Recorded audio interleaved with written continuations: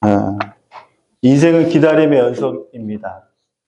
학생들은 방학을 지금 막 기다리고 있고요. 이제 고등학교 또는 취업을 앞둔 사람들은 합격 소식을 무단히 기다리고 있습니다. 군인들은 제대 날짜를 기다리고요. 임신한 임산부는 해산할 날을 기다리겠죠. 직장인은 어떤 날을 기다릴까요? 네, 휴가나 월급날을 손을 꼽아 기다리고 있을 것입니다. 네, 사람의 눈이 이 앞에 위치해 있잖아요. 앞에 있는 이유가 뭘까요? 네. 왜 위에 있으면 안 되고 왜 발 밑에 있으면 안 될까요?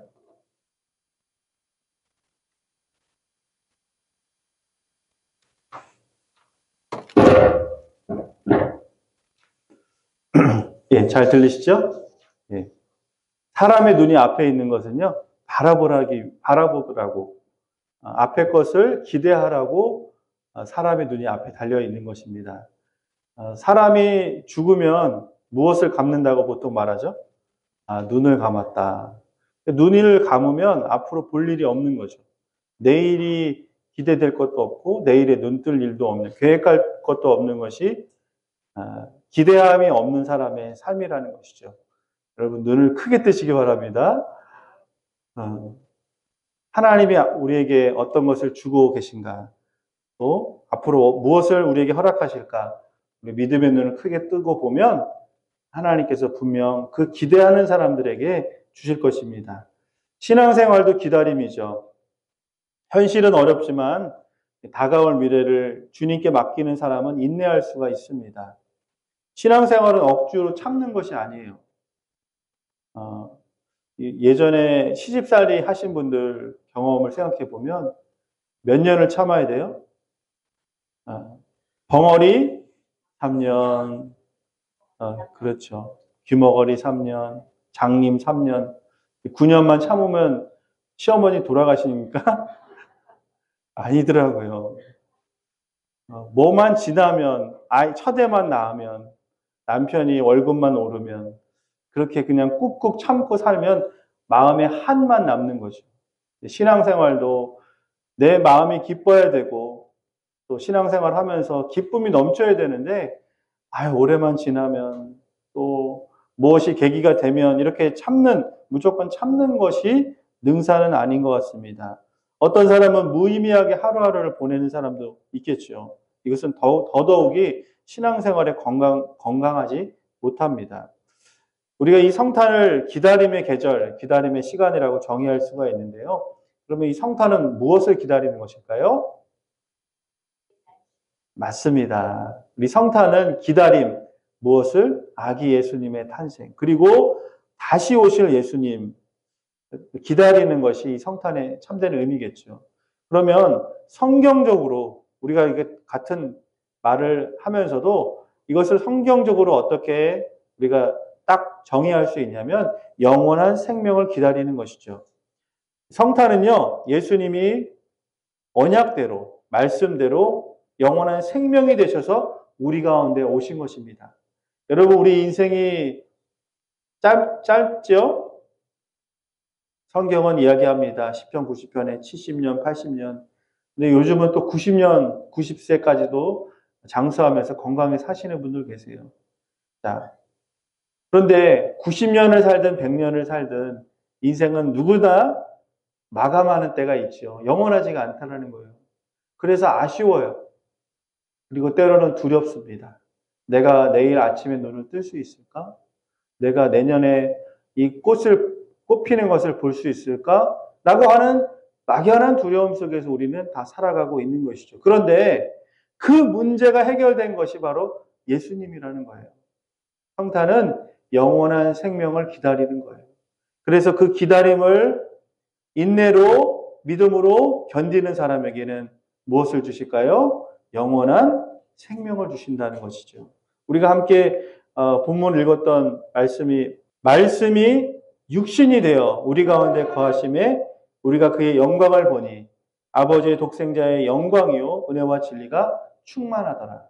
예수님은 어떻게 오셨을까요? 말씀으로 오셨다는 거예요. 이 말씀이라는 것은 로고스죠. 하나님은 형체가 있는 분이 아니에요. 우리가 하나님을 볼 수가 없잖아요. 그렇죠? 하나님을 만질 수도 없잖아요. 구약에서 하나님을 본 사람은 어떻게 됐을까요? 죽임을 당했다는 거예요.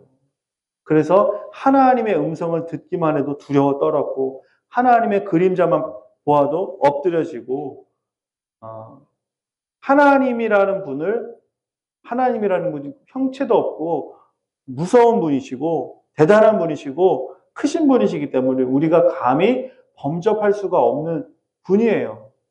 자, 그런데 그분이 우리에게 영원의 생명을 주시기 위해서 우리의 눈높이로 오신 것이 바로 성탄이라는 거예요.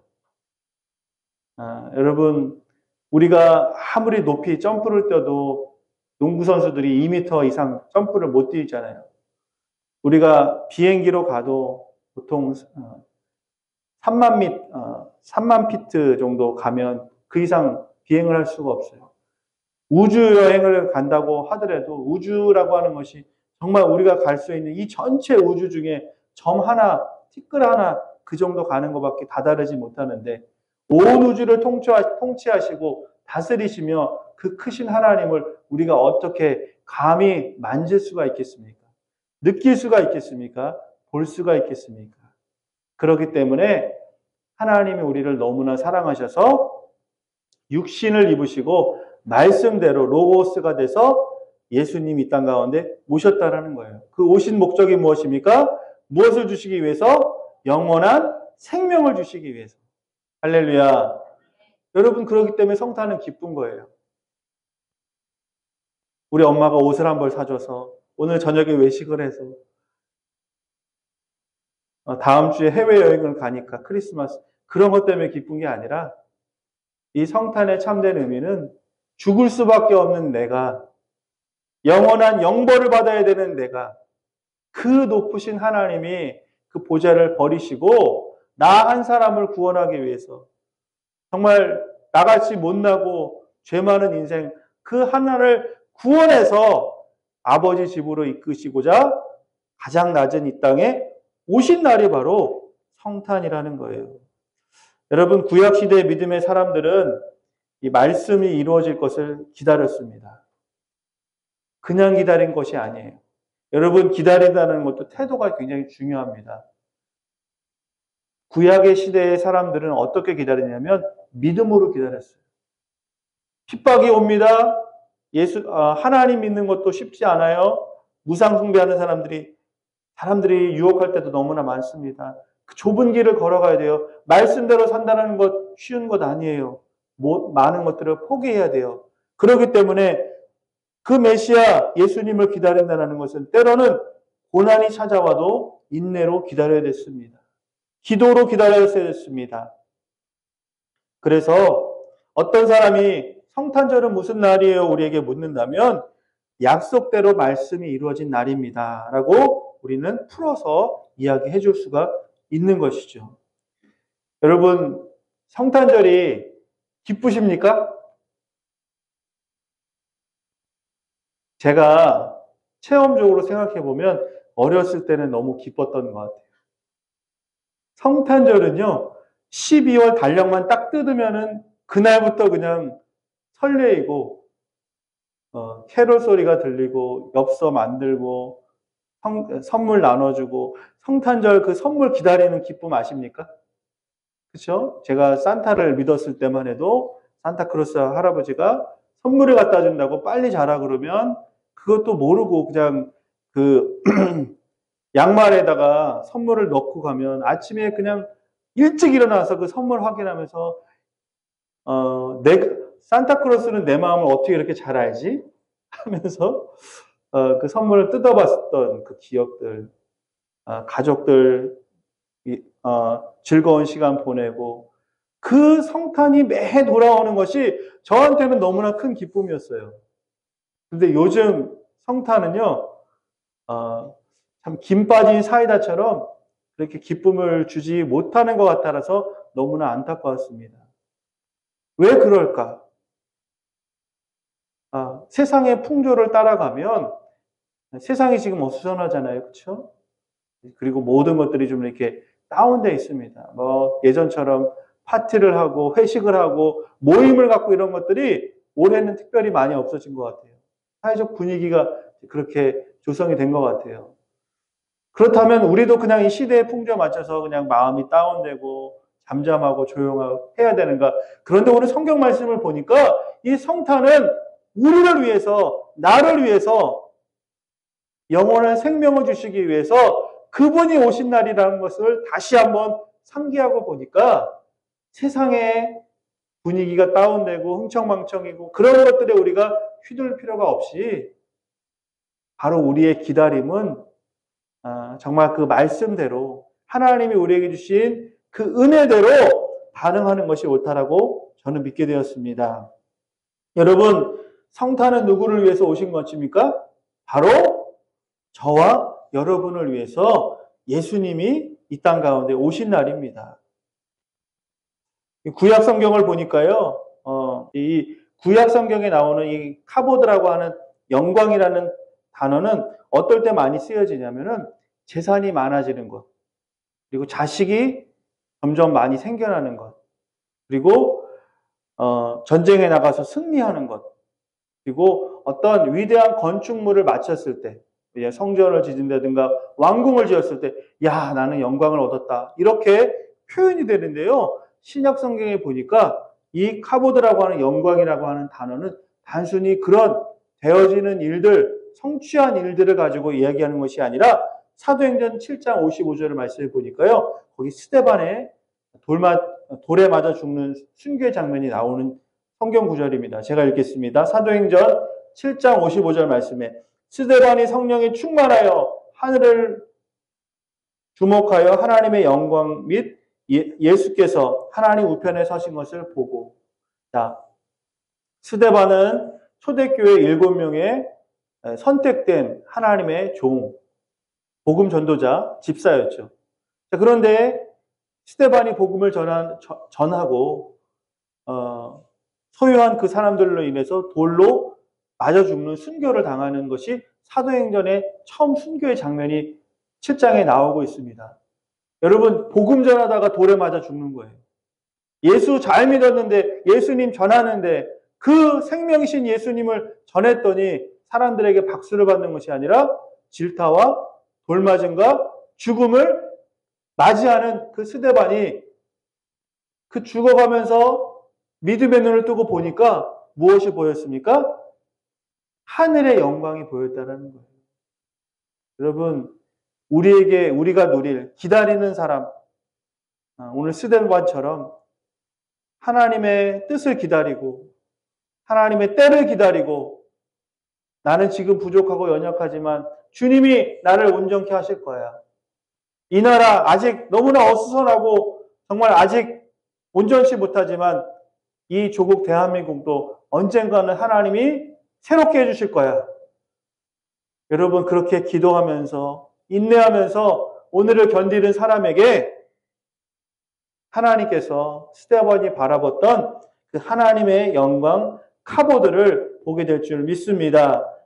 마가복음 13장 26절 말씀에 그때 인자가 구름을 타고 큰 권능과 영광으로 오는 것을 사람들이 보리라 라고 말씀하셨습니다. 이게 무엇이냐면 예수님이 다시 오실 때 나타나는 현상인데 무엇이냐면 큰 권능과 영광으로 예수님이 다시 오신다는 거예요. 여러분, 우리 능력 없잖아요. 그렇죠? 우리가 가진 것 정말 비교했을 때도 누구와 비교했을 때도 우리가 정말 자랑할 것이 얼마나 있겠습니까? 우리가 얼마나 많은 지식이 있겠습니까? 공부를 잘하는 사람이 얼마나 많은데요. 요즘은요, 시대가 바뀌어가지고 AI 시대가 되어 있잖아요. 그렇죠? 예전에는 책 보고 공부하고 연구하고 박사 따고 이것이 정말 최고라고 생각했는데 그냥 AI 컴퓨터 딱 넣으면 어떡합니까? 다 대답해줘요. 번역기, 통역기 여러분 아시죠? 해외 외국 나가셨을 때 외국 그 나라 말 하나도 몰라도 괜찮아요. 뭐만 있으면 돼요. 핸드폰 하나만 가지면은 자자자 그냥 거의 거의 그 정확한 80%, 90% 해당되는. 그러니까 기술이 계속 발전하면은 더 정확도가 높아지겠죠. 세상 사람들과 우리는 똑같이 오늘 직장 생활하고 학교 생활하고 마을에서 동네에서 살아갑니다. 저 사람하고 나하고 뭐가 다르냐는 걸. 안 믿는 저 사람하고 내가 뭐가 다르냐는, 겉으로 봤을 때는 다른 게 없이 보여요. 그런데 내 마음 안에 예수님이 계시니까, 영원한 생명의 씨앗이 딱 뿌려지고 나니까 나는 두려운 게 없는 거예요. 왜요? 죽어도 다시 사는 부활의 소망이 있기 때문에 그렇습니다. 그래서 주님이 기다려지는 거예요. 오늘 이 성탄이 기쁜 거예요.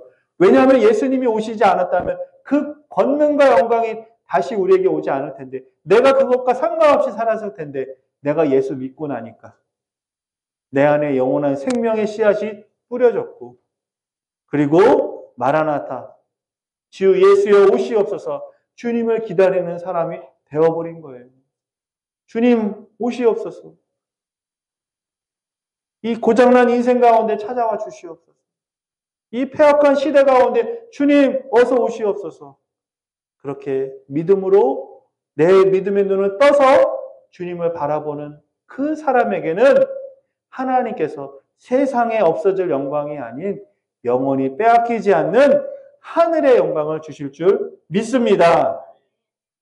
여러분, 로마서 8장 18절 말씀에 현재의 영광은 장차올 영광과 비교할 수 없다고 바울은 고백하고 있습니다. 세상의 부귀영화, 내가 가져봤던, 그리고 가져보지 않았더라도 세상이 자랑하고 세상이 추구하는 그 많은 영광들, 그것은 잠시 있다가 없어질 것이지만 바울이 바라봤던 영광, 바울이 끝까지 순교하기까지 바라봤던 그 복음의 능력은, 그 영광은 누구도 빼앗을 수 없고, 그 영광의 기쁨에 들어간 사람, 한 번 들어간 사람은 그 기쁨을 누구도 빼앗을 수 없기 때문에 그렇습니다. 골로새서 3장 4절 말씀에 우리 생명이신 그리스도께서 나타나실 때 그때 너희도 그와 함께 영광 중에 나타나리라 말씀하셨습니다. 내가 한 것이 없어요. 여러분, 우리가 천국에 땅 한 평이라도 살 수 있습니까? 내가 구원받는 데 있어서 내 모든 전 재산과 내 인생을 걸고 내 육체를 다 하나님 앞에 맡긴다 그래도 내 구원의 1000분의 1, 만분의 1, 억분의 1도 아무것도 할 수가 없어요. 그 영광에 들어갈 아무 방법이 없는데, 하나님이 이 못난 인생 위해서 저 높은 보좌를 버리시고 가장 낮은 나를 위해서 그 눈높이를 하시기 위해서, 나 한 사람을 만나주기 위해서, 나와 대화하시기 위해서 내 인생 가운데 들어와 주신 거예요. 내가 지금까지 살아왔던 그 인생의 어느 모퉁이 길에서 우연처럼 주님이 기다리고 계셨던 거예요. 우리 구암교회가 바로 우리 인생의 갈림길에서 만난 교회가 된 줄 믿습니다. 내가 우리 구암교회를 만나지 않았더라면, 내가 그때 되돌아보면 그 시절에 하나님을 붙잡지 않았더라면, 주님의 은혜를 받지 않았다면 내가 어떻게 됐을까? 아차 싶은 거예요. 그러나 하나님의 계획은 오늘도 이루어지고 있습니다. 올 한 해가 이제 마무리되지만 이제 내년에 또 시작되잖아요. 하나님이 우리 구암교회를 통해서 이전보다 더 큰 역사를 보여주실 줄 저는 믿습니다.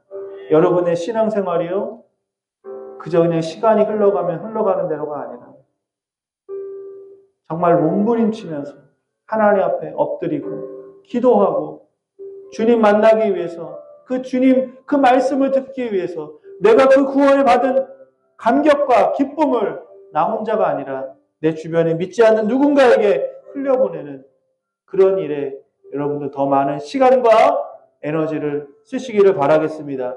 그것이 바로 성탄의 의미라는 거예요. 나 한 사람 구원받아서 끝이 아니라 나는 축복의 통로가 돼서, 나는 예수 믿은 것, 구원받은 것 확실하니 이제는 나로 인해서 여전히 구원의 반열에 서지 못한 그 누군가, 내 가족의 누군가, 내 이웃의 기도하고 있는 그 한 사람을 위해서 내년 여러분 온 마음과 정성을 다해서 그 한 영혼을 주님 앞에 올려드리는 데 있어서 힘쓰시기를 바라겠습니다.